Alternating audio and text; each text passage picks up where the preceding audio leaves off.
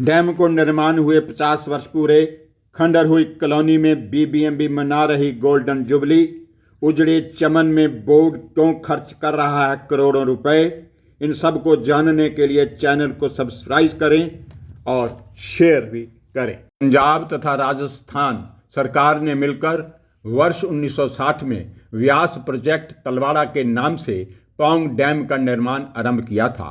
1/11/1966 में पंजाब के पुनर्गठन के पश्चात 1960 में भारत सरकार ने व्यास प्रोजेक्ट की कंस्ट्रक्शन के लिए व्यास कंस्ट्रक्शन बोर्ड बना दिया गया, जिसे अब भाखड़ा व्यास मैनेजमेंट बोर्ड अर्थात बीबीएमबी कहा जाता है। सर्वोच्च न्यायालय के निर्णय के अनुसार हिमाचल राज्य को भी इस डैम में 7.19% की भागीदारी मिल गई। अब इस प्रोजेक्ट में पंजाब की भागीदारी 48% रह गई है। भारत सरकार ने डैम के रख रखाव की पूरी जिम्मेदारी पंजाब, हरियाणा तथा राजस्थान सरकारों को सौंप दी है।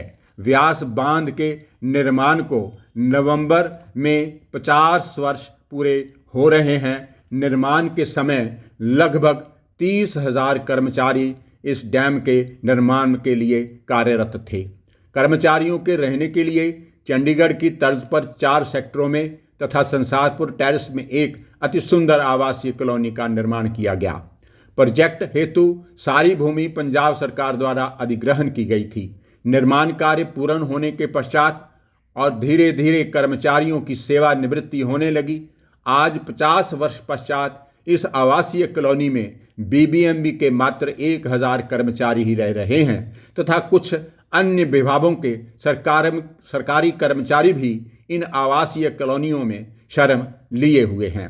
सेक्टर 4 को गिराकर यहां करोड़ों रुपए की लागत से बनाए रॉक गार्डन के मुख्य द्वार पर खड़े घोड़े झाड़ियों में छुप गए हैं। सेक्टर 3 में श्री रविदास मंदिर के सामने और पीछे बने सैकड़ों मकान खाली रहने के कारण खंडहर बन चुके हैं और नशेड़ियों का अड्डा भी बन चुके हैं। सेक्टर 2 में लक्ष्मी नारायण मंदिर के सामने वाले सैकड़ों क्वार्टर जर्जर अवस्था में पहुंच चुके हैं और सामाजिक तत्वों में अड्डा बन चुके हैं।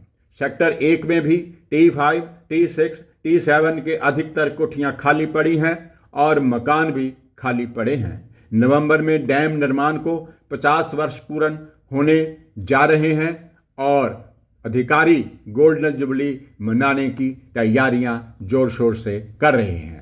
सड़कों को चौड़ा करने, पार्क बनाने तथा चौराहों पर बड़ी बड़ी लाइट लगाने पर करोड़ों रुपया पानी की तरह बहाकर उजड़े चमन में बाहर लाने का असफल प्रयास किया जा रहा है।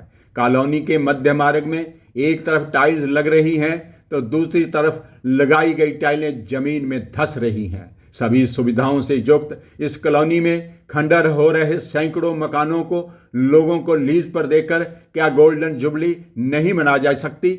नए पार्क बनाने की बजाय प्रत्येक सेक्टर में बने हुए पार्कों के रख रखाव के लिए क्या पैसे नहीं खर्चे जा सकते?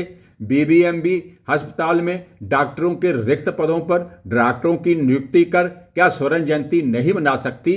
परंतु मुख्य अभियंता ने जिस सोच के साथ कार्य करने की भीषण प्रतिज्ञा कर ली है वो हमारी समझ से बाहर है। परंतु कॉलोनी में जगह जगह लगे गंदगी के ढेर उनकी नई सोच को प्रकाशित कर रहे हैं। वर्षों से जनता बीबीएमबी प्रबंधन से आवासीय कॉलोनी में खाली पड़े मकानों को लोगों को लीज पर देने के लिए तथा बीबीएमबी अस्पताल में स्वास्थ्य सुविधाओं को बेहतर बनाने के लिए चिल्ला रही है, परंतु न बीबीएमबी अधिकारियों की सोच में कोई परिवर्तन आया है और न ही स्थानीय नेता कुछ कर सकने में समर्थ हुए हैं।